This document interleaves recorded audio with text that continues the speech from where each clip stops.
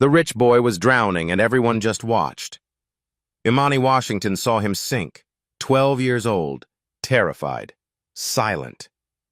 50 people stood frozen. 3 teenagers laughed. She didn't think so. She dove. Her only interview blazer. Her mother's job is on the line. The rule? Staff children stay invisible. None of it mattered. Underwater, she grabbed him, pulled him up. He coughed, gasped, and lived.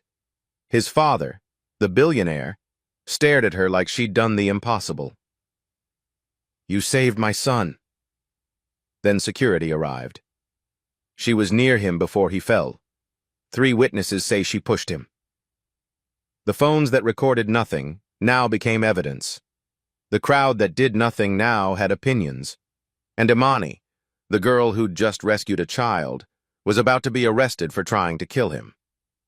What happened next would change everything. 12 hours earlier, Imani's alarm went off at 5:47 a.m., 13 minutes before her mother's, just enough time to start Caleb's morning routine. Their apartment was small but immaculate. 2 bedrooms, patched linoleum, furniture held together by hope. Sharon Washington worked 2 jobs to keep it that way. Dignity didn't cost money. Caleb sat at the kitchen table arranging his cereal by color. 10 years old, autistic, mostly nonverbal.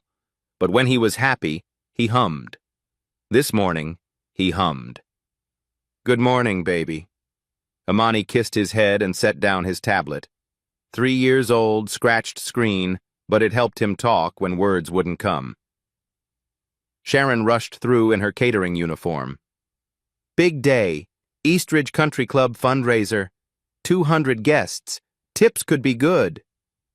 "Mom, your name tag is crooked." Sharon fixed it without slowing.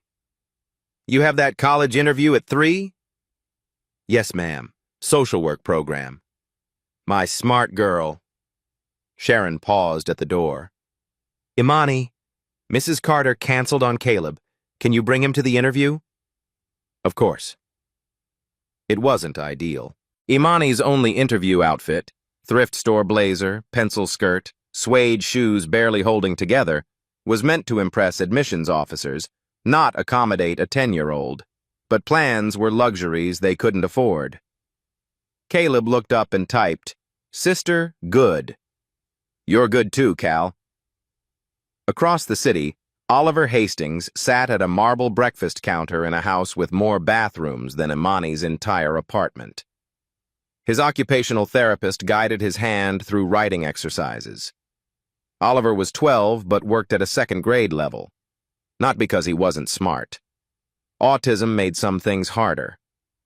Words, social cues, swimming. He'd never learned to swim. Water scared him. His tablet was top of the line. Eye tracking, voice output, custom programming. It sat beside him, waiting. Richard Hastings swept through the kitchen, phone pressed to his ear. "Tokyo wants revised projections by noon. Tell them we're negotiating, not asking." He didn't look at Oliver. The therapist cleared her throat. "Mr. Hastings, Oliver wanted to show you something." "In the car. 3 calls before the fundraiser." Oliver's fingers stopped moving. He stared at his tablet but didn't type. Richard was already gone. The nanny appeared. "Oliver, we leave for the club at noon. The fundraiser, remember?" Oliver's hands started flapping, self-soothing. Social events overwhelmed him. Too many people, too much noise. The therapist touched his shoulder gently. "You'll be okay. Your dad will be there." Oliver typed slowly. Scared. "I know, honey, but sometimes we do hard things." At 11:30 a.m., Sharon's phone buzzed at the country club. Her face fell. "Mrs. Carter's car broke down." They were already there. Sharon's shift started at noon. Imani's interview was at 3 across town. No time to go home. The club manager appeared, mid-50s, slicked hair, a smile that never reached his eyes. "Problem, Sharon." My daughter needs to stay with her brother for a few hours, just in the staff area. Staff children aren't permitted in the facility. Please, Mr. Voss, just until 3. There won't be any trouble. He looked at Imani like she already was. Fine. Staff corridor only. No guest areas. If I see her anywhere else, you're both gone. Thank you, sir. He walked away. Sharon squeezed Imani's hand. I'm sorry, baby. It's okay, Mom. We'll stay invisible. Imani settled into a folding chair in the narrow staff corridor with Caleb beside her. Through a small window, she watched guests arrive. Women in designer dresses, men in suits worth more than a year of their rent. 2 Americas in one building. And Imani understood something clearly. Invisible wasn't the same as safe. At the Eastridge Country Club, people like her only mattered when they were serving. What she didn't know was that in 3 hours, breaking that rule would save a life and nearly destroy her own. The Eastridge Country Club fundraiser began at 1 p.m., with champagne and lies about creating opportunities. 200 guests filled the grand ballroom. Tech executives, politicians, old money in new suits. The kind of people who donated to charity galas and voted against affordable housing in the same breath. Richard Hastings stood at the podium. We're here today to support innovation that levels the playing field, to give everyone a fair chance. Polite applause, glasses clinked. Oliver stood at the edge of the crowd with his nanny, hands over his ears. The noise was too much. The lights are too bright. His body screamed to leave, but his mouth couldn't form the words. Near the back, a group of teenagers laughed. Designer clothes, trust fund confidence, the kind of cruelty that comes from never facing consequences. Justin Colworth, 19, senator's son, pointed at Oliver. Look at that kid. What's wrong with him? His friends snickered. Is he broken? Another one pulled out his phone. Oliver's hands flapped faster, stimming, self-soothing. But to them, it was entertainment. Do a trick for us, Justin said, stepping closer. Oliver backed away toward the quieter pool area. The nanny didn't notice. She was checking her phone. The boys followed. From the staff corridor, Imani saw it through the window. That look on Oliver's face. She knew that look. Caleb wore it when the world became too much and he needed escape. She stood up. Caleb grabbed her sleeve, worried. It's okay, she whispered.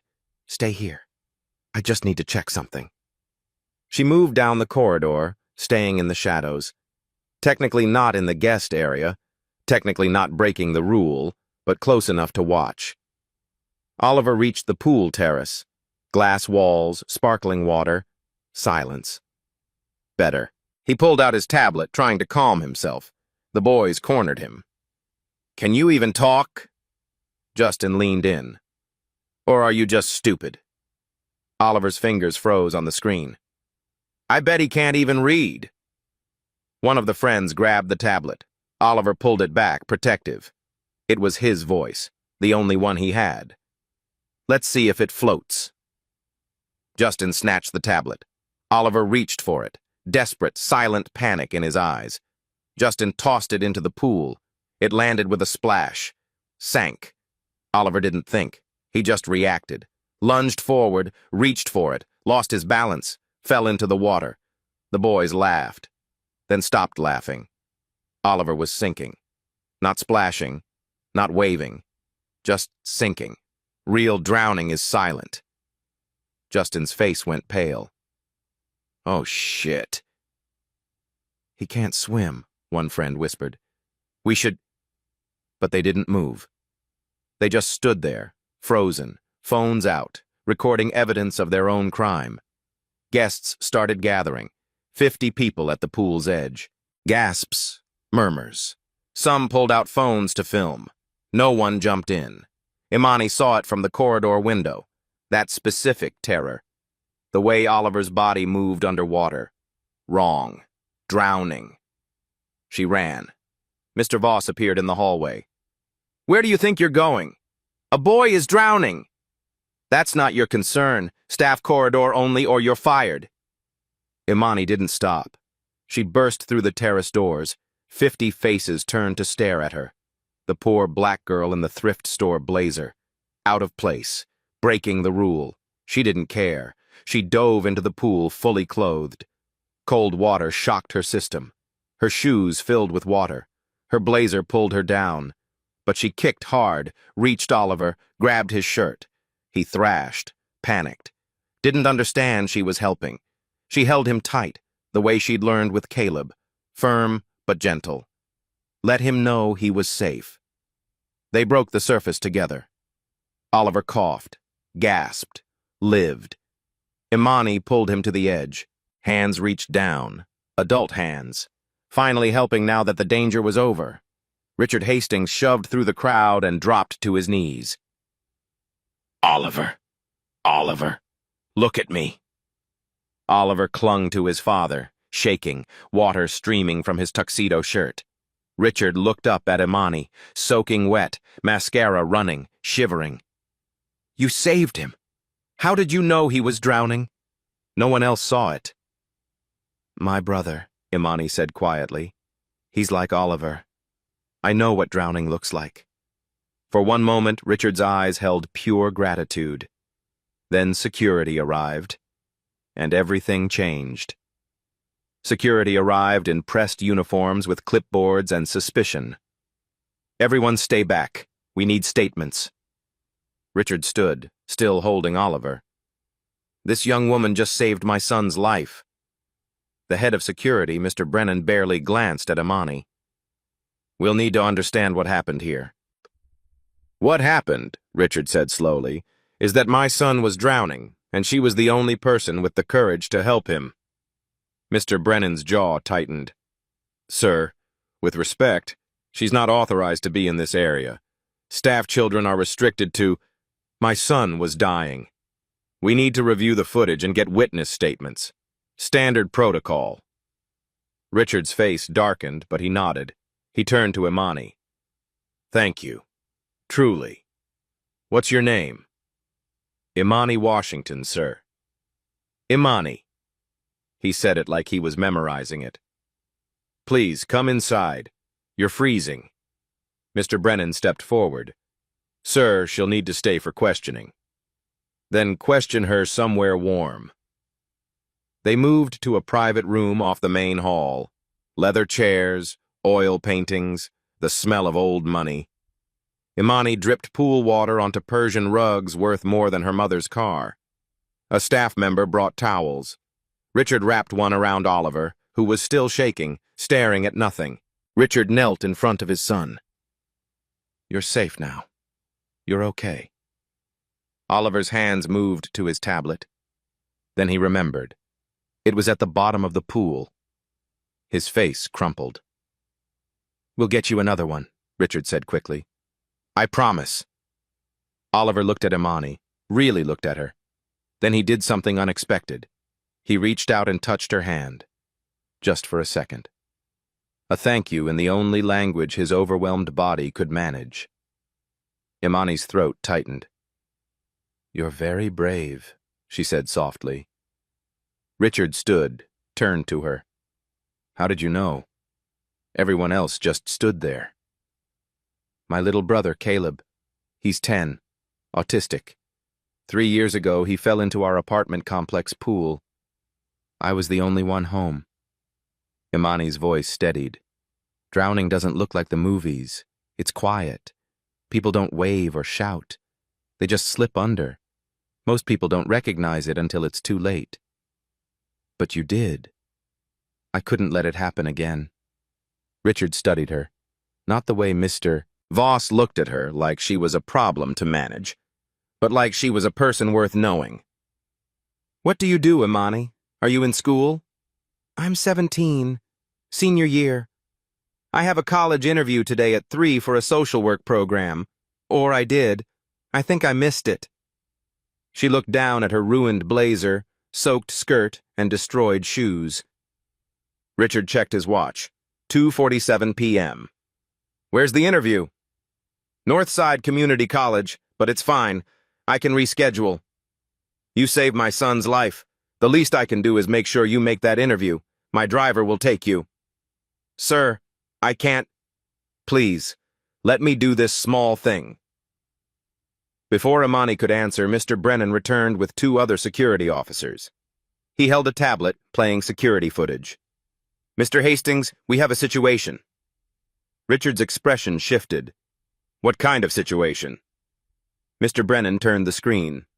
The angle showed the pool from above, Imani walking toward the terrace, Oliver at the edge, then Oliver falling, then Imani jumping in. But the angle made it look like she'd been right beside him. 3 witnesses have come forward. They say she pushed him. The room went silent. Imani's stomach dropped. What? No, I saved him. That's insane, Richard said. She jumped in to rescue him. We're just following protocol, sir.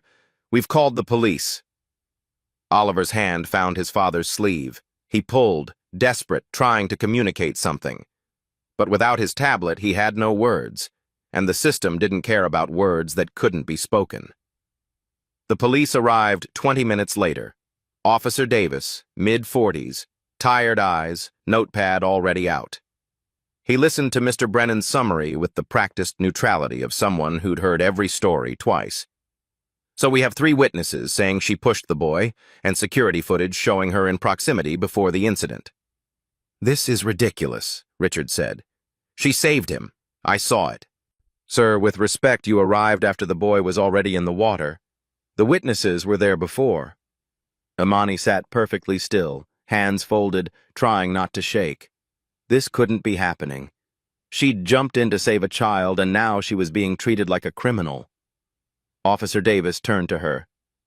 Miss, I need you to come down to the station for a formal statement. Am I being arrested? Not at this time, but we need to investigate the allegations. Richard stepped forward. She's 17. She doesn't go anywhere without legal representation. Sir, that's her right, but we still need her statement. Then she'll give it with an attorney present. Imani's voice came out small. I can't afford an attorney. Richard looked at her and something shifted in his expression. A decision being made. You won't need to. I'll handle it. Mr. Brennan cleared his throat. Mr. Hastings, perhaps we should discuss this privately. No. There's nothing private about this. My son is alive because of Imani. Whatever she needs, she gets. Officer Davis wrote something down. I'll need contact information. We'll schedule the statement for tomorrow morning. Don't leave the city. He left. The room exhaled. Richard pulled out his phone. Elena Martinez, best attorney in the state. She'll meet us at my office in an hour. Mr. Hastings, I appreciate this, but what? You think I'm going to let them railroad you for saving my son's life? His voice was sharp, but not with her. With the situation. With the injustice already unfolding. Mr. Voss appeared in the doorway. Mr. Hastings, I need to speak with you. They stepped into the hallway. Imani couldn't hear the full conversation, but she caught pieces. Liability concerns, her mother's employment, club policy. Richard's response was clear. If you fire Sharon Washington, I'll pull my membership and make sure every member knows why. Are we understood? Silence. Good. Now get me the full security footage, every camera angle. I want it on my desk in an hour. Mr. Voss left, face tight. Richard returned, looked at Oliver, still sitting quietly, hands moving in small, repetitive patterns. Then at Imani. Come with me, both of you. We're leaving. In the car, a Mercedes that smelled like leather and wealth, Oliver sat between Imani and Richard in the back seat. The driver navigated city traffic in silence. Richard finally spoke. Tell me about Caleb. Imani hesitated, then decided honesty was all she had left. He's 10. Non-verbal most of the time. He has a tablet like Oliver's, but it's old. Basic. We can't afford the fancy ones with all the features, but it helps him tell us what he needs. What does he need most? The same thing every kid needs, to be seen. to be heard, to matter. She paused. It's hard when the world doesn't make space for kids like him. Schools don't have enough support. Therapy is expensive, and people stare like he's broken instead of just different. Richard glanced at Oliver. I know what you mean. Do you? It came out sharper than Imani intended, but she was tired, scared, and sitting in a car that cost more than her mother would make in 5 years while facing criminal charges for doing the right thing. Richard didn't flinch. You're right, I don't. I have money, resources, the best therapists, but I don't have time. I've been so focused on building the business, on the foundation, on changing policy, that I forgot to just be his father. Oliver's hand found Richard's. Richard held it. Today was a wake-up call. Watching him in that pool, realizing I almost lost him, that I've been losing him slowly for years by not being present. They arrived at a glass office building downtown, Richard's company headquarters, Hastings Technologies, 50 stories of innovation and power. Elena Martinez was waiting in the conference room, 50-something, sharp suit, sharper eyes. She shook Imani's hand firmly. Mr. Hastings filled me in on the drive. This is garbage, and we're going to prove it. She pulled up the security footage on a large screen, played it frame by frame. Here, you enter the frame at 2:43. Oliver is already at the pool edge. You're at least 15 feet away. Can you see what happened before I got there? Imani asked. Elena scrolled back. The footage jumped. There's a gap. 2 minutes missing. Missing or deleted? Richard asked. Could be either. I've subpoenaed the raw files. Elena made notes. The witnesses, who are they? Richard pulled up his phone. Justin Colworth and 2 friends. I have their names. Elena's eyebrow raised. Justin Colworth? As in Senator Thomas Colworth's son? Yes. Interesting. She turned to Imani. Did you interact with these boys at all today? No, I didn't even see them until... Wait. Imani's memory sharpened. I saw them following Oliver before he went to the pool. They were laughing. One of them had his phone out. Did you see what they were doing? No, I was too far away. But Oliver looked scared. Elena wrote faster. If they were harassing him, their story falls apart. We need to find out what happened in those missing 2 minutes. Richard stood. I'll talk to the club, get every camera angle. They'll stall, Elena said. Club lawyers protect members, not the truth. Then I'll buy the club. Elena smiled. I love working with you. She turned back to Imani. Here's what happens next. We will go to the station tomorrow. You tell the truth. Every detail. Don't embellish. Don't guess. Just what you saw and did. Will they arrest me? Not if I can help it. But Imani, I need you to be prepared. The system doesn't always work the way it should. These boys come from money and power. You don't. I know. But you have something they don't. What's that? The truth. And me. Richard walked Imani to the elevator. I meant what I said. Whatever you need. Lawyer fees, college recommendations, anything. Why? Imani asked quietly. You don't know me. I know you jumped into a pool to save my son when 50 people just watched. That tells me everything I need to know. He paused. What do you want to do with your life? Social work. I want to help families like mine, families with kids like Caleb who fall through the cracks because the system isn't built for them. Richard nodded slowly. The Hastings Foundation funds autism services, research, therapy programs, family support. We're always looking for people who understand the real need. When this is over, if you're interested, there's a summer internship with your name on it. If this is over. When, Richard corrected. I don't lose, Imani, and neither will you. The elevator doors opened. As Imani stepped in, Richard called out, One more thing. Your college interview. I'll call them, explain what happened. Make sure you get another chance. The doors closed.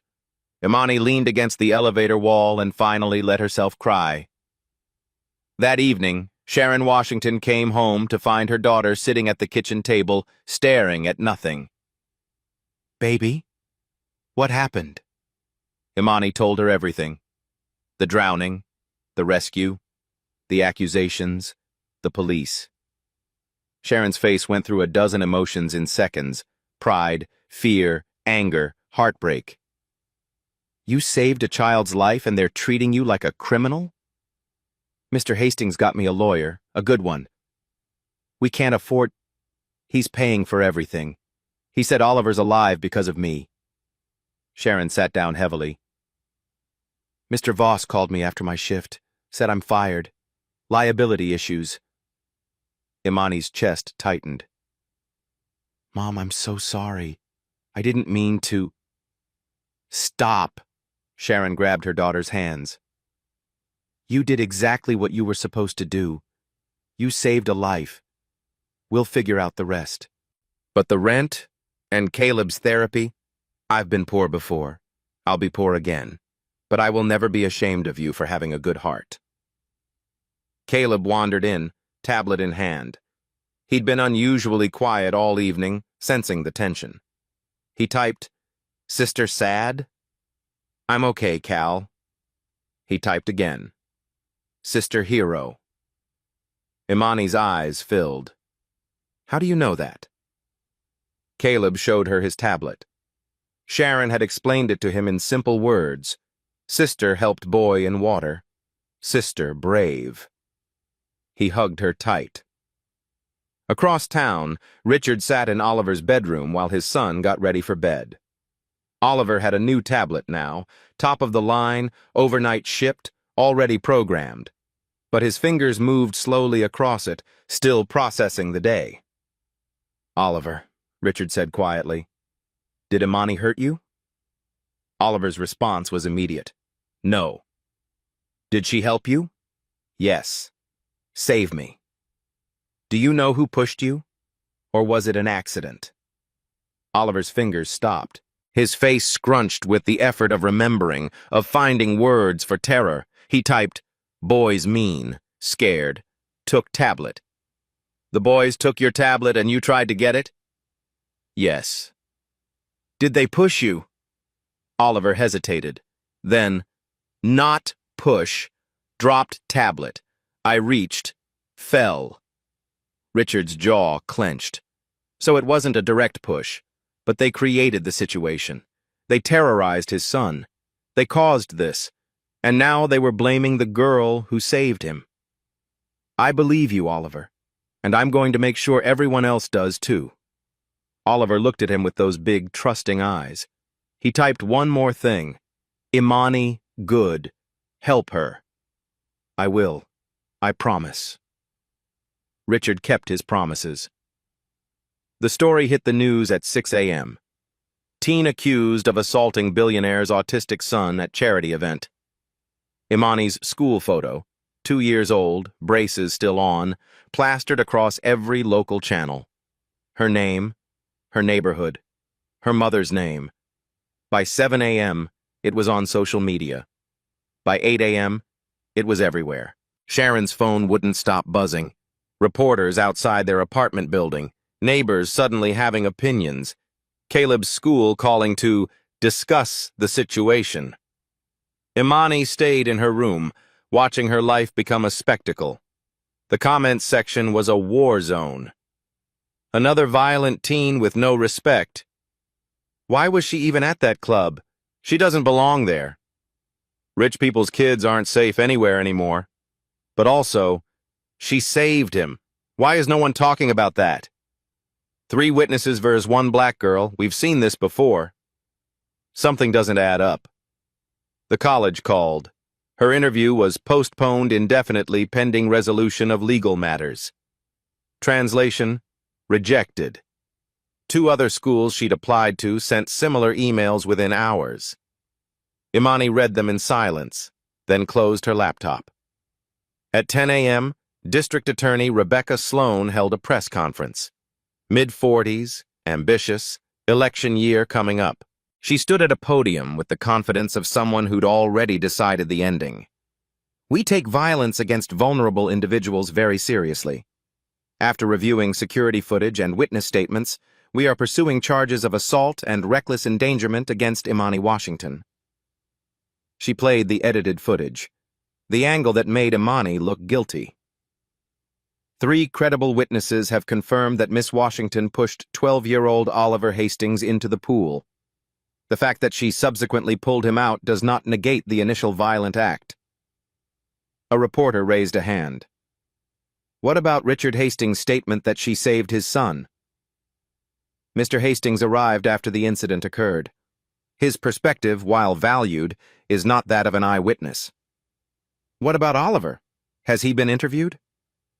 D.A. Sloan's expression tightened. Oliver Hastings is nonverbal and unable to provide a reliable statement. We're relying on credible witnesses who saw the event unfold. Unable to provide a reliable statement. The words hung in the air like a slap. At the Hastings estate, Richard watched the press conference with Elena. She just declared my son's voice invalid, he said quietly. She declared every nonverbal person's voice invalid, Elena corrected. And we're going to make her regret it. She clicked to another tab. I got the witness statements. Justin Colworth, Derek Carter, and Marcus Webb, all 19, all from prominent families. Their stories are identical, word for word. Rehearsed. Or coached. Elena pulled up more files. I've been digging into Justin. His father is Senator Thomas Colworth. Richard's face darkened. Tom Colworth. You know him? He's blocked every piece of autism funding legislation I've supported for 3 years, cut special education budgets, called accommodation programs wasteful spending. We've gone head-to-head publicly. Elena leaned back. So his son frames a girl at your charity event, involving your autistic son? That's not a coincidence. It's revenge. Or politics. Senator Colworth is up for re-election. What better way to damage his opponent than to create a scandal at your event? Richard stood, paced. He used my son as bait, put him in danger, then blamed an innocent girl. Can you prove it? Not yet, but I will. Elena's phone buzzed. She read the message, face grim. The club just denied my request for additional camera footage. They're claiming technical difficulties. Multiple cameras malfunctioned that day. Convenient. Richard, they're deleting evidence. By noon, D.A. Sloan's office made their move. Elena got the call. They're offering a plea deal. She put it on speaker so Imani and Sharon could hear. Imani pleads guilty to reckless endangerment. No jail time. 12 months probation. Community service. And if we refuse? Elena asked. They proceed to trial on felony assault charges. If convicted, she's looking at 5 to 10 years. Silence filled the room. She's 17, Sharon said, voice shaking. She saved that boy's life. I know, Mrs. Washington. But the DA has 3 witnesses and footage. A jury might... No! Imani's voice cut through. I'm not pleading guilty to something I didn't do. Imani, baby. 10 years. I didn't do it, Mom. I saved him.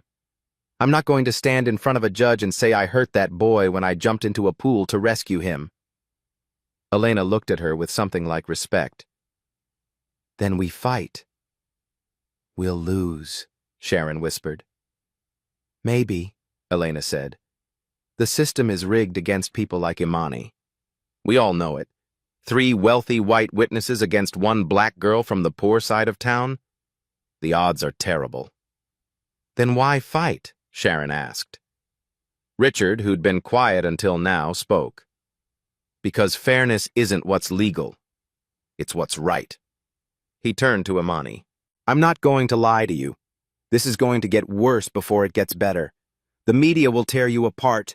People will assume you're guilty because of where you're from, what you look like, what you don't have. The system will try to force you to accept a punishment for a crime you didn't commit. I know, But you're not alone. I have resources, investigators, the best legal team money can buy. And I have something they don't. What? My son. Oliver knows what happened. He can't speak with his voice, but he can speak. And I'm going to make sure the world listens. Imani's eyes filled with tears. What if they don't? What if his voice doesn't count? Then we make it count. Richard's voice was steel. I've spent 10 years building a foundation to support people like Oliver, to advocate for their rights, their dignity, their voices. If the DA thinks my son doesn't deserve to be heard, she just declared war on everything I've built. He looked at Elena. Reject the plea. We're going public. That night, Imani sat in her room reading the comments, the hate, the doubt, the casual cruelty of strangers who'd decided her guilt from a headline. One comment stuck. She should have stayed in her place. That's what this was really about. Not the pool, not Oliver. It was about a poor black girl stepping out of the shadows into a space where people like her were supposed to be invisible. And the system punishes her for daring to be seen. She closed her laptop. Tomorrow, Elena said, they'd start building their defense. But tonight, Imani let herself feel the weight of it. The unfairness, the fear, the exhaustion of fighting for her innocence when guilt had already been decided. Caleb knocked softly, came in, and curled up beside her. He didn't type anything, just held her hand. Sometimes that was enough.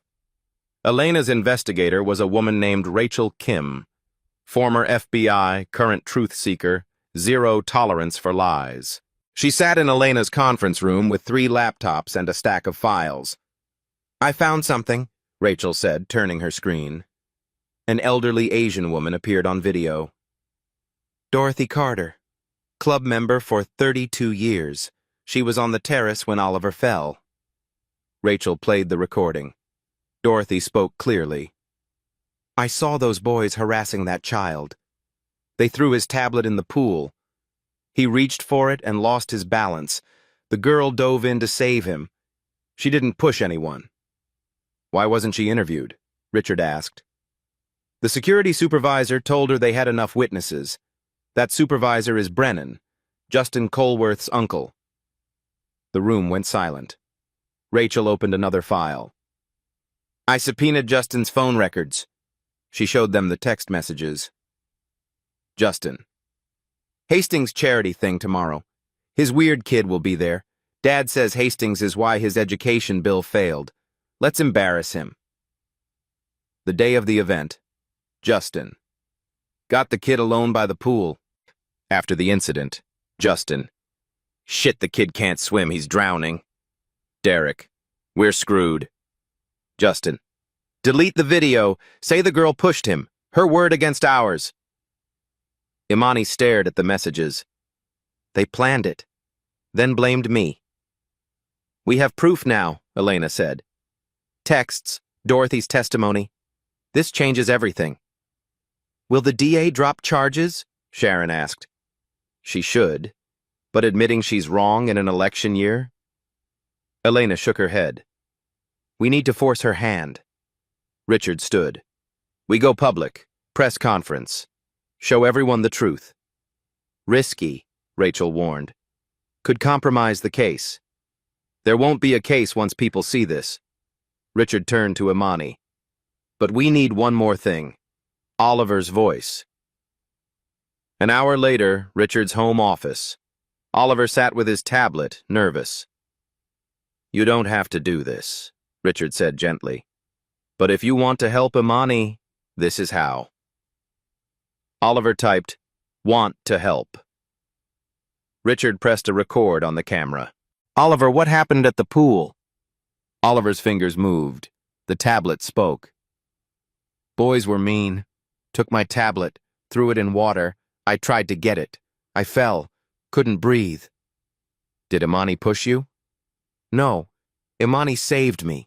She's brave. Did the boys push you? Oliver paused. Then, they made me fall. They wanted to hurt Dad. Anything else you want to say? Oliver looked at the camera. People think I can't talk, but I can. My words count. Imani is good. Please believe me. Richard stopped recording. Imani wiped her eyes. Thank you, Oliver. Oliver typed, You saved me. I save you. That night, Senator Colworth called Richard. Richard answered on speaker, Elena listening. We need to talk, Richard. I have nothing to say to you. My son made a mistake. Boys being boys. Drop your support for the girl and the charges disappear quietly. Your son framed an innocent 17-year-old. One mistake shouldn't ruin his future. She's nobody. Think strategically. I have influence. Government contracts. We can help each other. Richard's voice went cold. Fairness isn't what's legal, Tom. It's what's right. Tomorrow, everyone knows what your son did. You're making a mistake. No. You made the mistake when you taught your son that people like Imani don't matter. Richard hung up. Elena looked at him. He'll retaliate. Let him try. The press conference was scheduled for 10 a.m. at the Hastings Foundation headquarters. By 9:30, the room was packed. Every major news outlet, cameras, reporters, the air crackled with anticipation. DA Rebecca Sloan watched from her office on a live stream, coffee going cold in her hand. Richard stepped to the podium. Oliver sat beside him, tablet ready. Elena and Imani sat in the front row. Thank you for coming. 6 days ago, my son nearly drowned at a charity event. A young woman named Imani Washington saved his life. She jumped into a pool fully clothed, risked her own safety, and pulled him to the surface. He paused. For that act of courage, she was accused of pushing him. 3 witnesses claimed they saw her commit assault. The district attorney charged her with a crime. Her college acceptances were revoked. Her mother lost her job, and the media convicted her before she ever saw a courtroom. Cameras flashing. Today, I'm here to present evidence that was deliberately hidden. Evidence that proves Imani's innocence and reveals a conspiracy to frame her. Richard nodded to Elena. She played Dorothy Carter's video testimony on the large screens. Dorothy's voice filled the room. I saw those boys throw the child's tablet into the pool. He reached for it and fell. The girl ran from inside and dove in to save him. She didn't push anyone. Everyone else just stood there. Murmurs rippled through the crowd. Mrs. Carter is a 32-year club member, Richard continued. Security never interviewed her. The supervisor who ignored her testimony is the uncle of one of the accusers. More murmurs, reporters typing frantically. Elena displayed the next evidence. Text messages from Justin Colworth, obtained through legal subpoena. The messages appeared on screen. Justin. Let's embarrass Hastings. Dad says he's the reason his education bill failed. Justin. Got the kid alone by the pool. Justin. Delete the video, say the girl pushed him. Her word against ours. The room erupted, questions shouted, cameras pivoting. Richard raised his hand for quiet. Justin Colworth and his friends terrorized my son because of a political grudge against me. When their harassment went too far and Oliver fell, they panicked. And they blamed an innocent girl because they thought no one would believe her over them. A reporter stood. Mr. Hastings, have you spoken to Senator Colworth about this?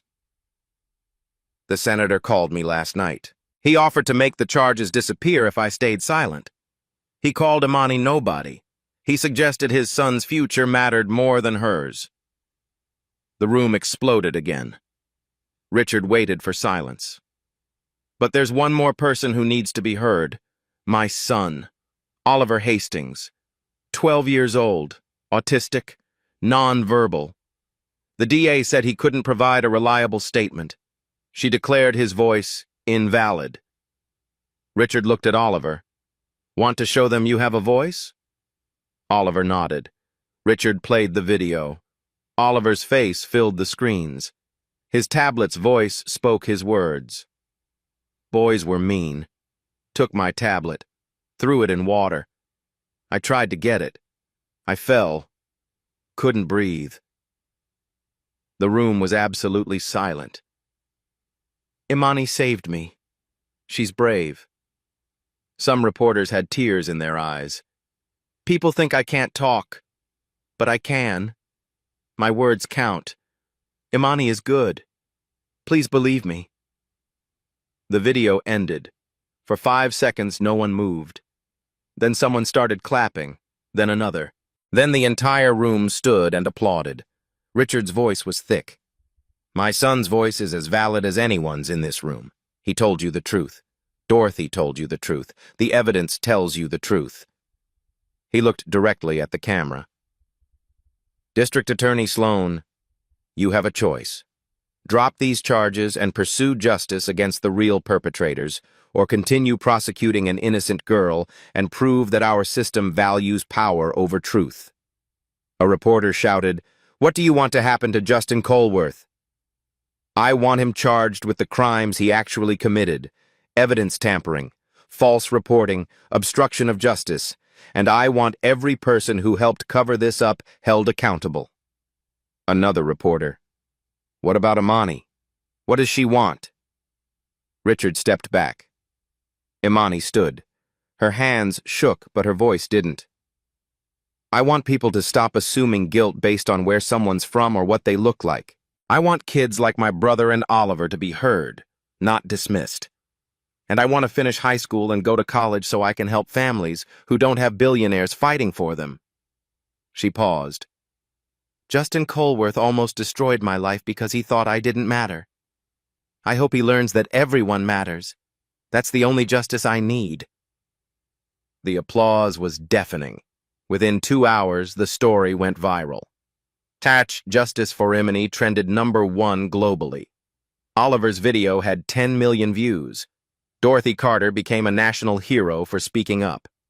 By 1 p.m., Senator Colworth's office released a statement. Senator Colworth is withdrawing from his re-election campaign to focus on family matters. He deeply regrets the pain caused and supports a full investigation. By 2 p.m., Justin Colworth appeared with his attorney, reading from a prepared statement. I was wrong. I harassed Oliver Hastings. When he fell, I panicked and blamed Imani Washington instead of accepting responsibility. I'm deeply sorry for the harm I caused. I accept full accountability. He looked up, face pale. Imani, if you're watching, I'm sorry. You're a better person than I'll ever be. By 3 p.m., DA Rebecca Sloan held her own press conference. After reviewing new evidence, my office is immediately dropping all charges against Imani Washington. We are opening investigations into Justin Colworth, Derek Carter, Marcus Webb, and Eastridge Country Club security for evidence tampering and obstruction of justice. She looked exhausted. I owe Miss Washington an apology. The system failed her. I failed her. That ends now. By 5 p.m., the Eastridge Country Club announced policy changes. 0 tolerance for discrimination. Staff protection protocols. Security Supervisor Brennan terminated immediately. By 6 p.m., Imani's phone exploded with messages. College admissions offices apologizing, reinstating applications, offering interviews. Scholarship organizations reaching out. People from across the country are sending support. And one email that made her cry. From Northside Community College. Dear Imani, we made a terrible mistake. Your courage, grace, and character are exactly what this program needs. Full scholarship, acceptance guaranteed. We'd be honored to have you. Sharon read it over her daughter's shoulder and pulled her into a hug. Caleb joined them, typing on his tablet. Sister win. Yeah, baby, Sharon whispered. Sister won. That evening, Richard and Oliver visited Imani's apartment. Oliver had a gift. A new tablet. Programmed, customized, top of the line. For Caleb. Caleb's eyes went wide. He looked at Oliver, then at the tablet, then back. Oliver typed on his own tablet, "For you. Friends help friends." Caleb typed on his old tablet, "Thank you." Then he did something he rarely did. He smiled big and hugged Oliver. Richard handed Sharon an envelope. "What's this?" "Job offer. Events coordinator at Hastings Foundation. Better pay, full benefits, and you can bring Caleb to work when needed. We have an inclusive workplace." Sharon's hands shook. "Mr. Hastings, You raised an extraordinary daughter. That tells me everything about who you are." He turned to Imani. "That summer internship is still yours if you want it. And after college, if you're interested, the foundation is always looking for people who understand what really matters." Imani nodded, unable to speak. Richard smiled. "You saved my son. You changed my life. You reminded me why I started this work. Thank you." As they left, Oliver turned back one more time. He signed "Thank you" in ASL, something he'd been learning. Imani signed back, "You're brave. I'm proud of you." That night, Imani sat at her window looking at the city. 6 days ago, she'd jumped into a pool and everything changed. She'd been accused, attacked, dismissed. But she'd also been believed, defended, heard. And tomorrow she'd wake up with a future again. Not because a billionaire saved her, but because she'd saved herself by refusing to accept a lie as truth. Justice wasn't a gift. It was a fight. And sometimes, when you fight for what's right, the world fights back with you. 3 months later, Imani adjusted her new blazer in the mirror. Not a thrift store this time. Bought with her mother's first paycheck from the Hastings Foundation. Today was her first day of college. 7 acceptance letters, full scholarships. She chose Northside Community College, close to home, close to Caleb, the social work program she'd dreamed about. Sharon appeared in the doorway. "Look at you, my college girl." "I'm nervous." "You stood up to the legal system. You can handle a classroom." Caleb ran in with his new tablet, the one from Oliver. He typed, "Sister smart, proud. Love you, Cal." Across town, Richard sat at breakfast with Oliver. No phone, no emails. Mornings belonged to his son now. Oliver was thriving. Better therapies, more confidence. But the biggest change was simpler. His father was present. "Ready for swimming?" Richard asked. Oliver's face showed anxiety and determination. He'd started adaptive swimming lessons 6 weeks ago at the Hastings Foundation therapy pool. Slowly, patiently. Today, Imani was volunteering there. At the pool, Oliver arrived as Imani worked with 3 other kids in the water. She waved. He waved back. The instructor helped Oliver into the shallow end. Still scared, but trying. Imani swam over. "You're in control. The water won't hurt you." Oliver nodded. With support, he leaned back. Let the water hold him. Floated. His face broke into a smile. Richard watched from the observation area, tears in his eyes. After the lesson, Oliver and Imani sat at the pool's edge. Oliver typed, "You saved me twice. From water. And when you showed people my voice matters. Your voice always mattered. People just needed to listen. Now they listen. Yeah, now they listen.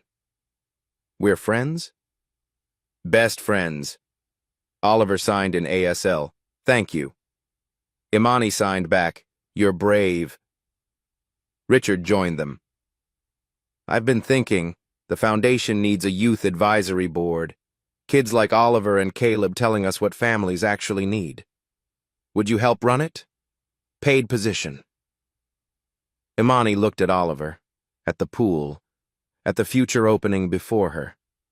6 months ago, she was invisible. Now she was building something to make sure other kids never had to be. "I'd be honored." That evening, her first college class. The professor asked, "Why social work?" Imani thought about a pool, a drowning boy, a choice that changed everything. Because everyone deserves to be seen, and sometimes you have to jump in to prove it. The professor smiled. Welcome to the program, Imani. She opened her notebook. Ready to begin. 1 year later, Imani Washington graduated with honors and founded Voices Matter, a nonprofit supporting caregiving families in underserved communities. Oliver Hastings became an autism self-advocate, speaking at conferences nationwide using his communication device. Richard Hastings restructured his foundation, creating scholarships for young caregivers and expanding communication technology, access to all 50 states. Sharon Washington now directs community outreach at the Hastings Foundation, helping hundreds of families access resources they need. Justin Colworth completed community service and court-ordered therapy. He now volunteers with disability advocacy groups, working to undo the harm he caused. The Eastridge Country Club implemented comprehensive anti-discrimination policies and hired its first diverse security team. Imani speaks directly to camera. Kindness doesn't cost anything, but it costs everything if you don't choose it. Fairness isn't about laws. It's about seeing people. And opportunity. It shows up when someone believes you matter.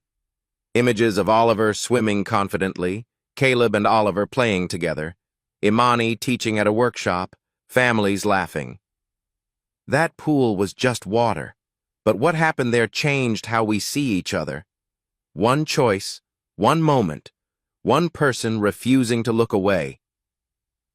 Final image. Imani and Oliver at the therapy pool, both smiling, both free. Everyone has a voice.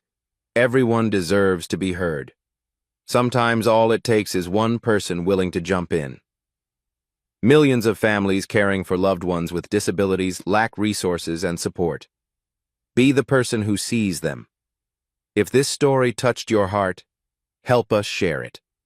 Hit that like button, subscribe for more stories that matter, and comment below. What would you have done in Imani's shoes? Your engagement helps these messages reach people who need to hear them. Together we can change how the world sees courage, fairness, and humanity.